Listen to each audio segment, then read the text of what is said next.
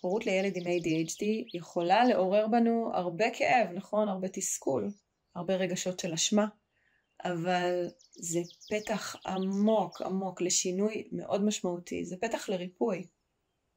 כשאנחנו מתחילים לראות את הילד לא דרך הפצע שלנו, אלא דרך העיניים שלו, משהו גדול מאוד נפתח. ואז השיקוף שאנחנו נותנים לילד הופך להיות ברור ואוהב, ובעיקר מלא בתקווה, כי הילד פתאום מתחיל להרגיש יותר בטוח להרגיש. Okay? הרגשות שלו הם יותר לגיטימיים. הוא מרגיש יותר בטוח לטעות ולצמוח, כי הוא רואה מול הורה שכבר לא שבוי בעבר שלו, אלא נוכח ופתוח וחי ומכיל ומקבל, ומעניק לו תחושה שהכל אפשרי בעבורו. את המראה הלבנה, אני רואה אותך פה. אני רואה פה גם את עצמי.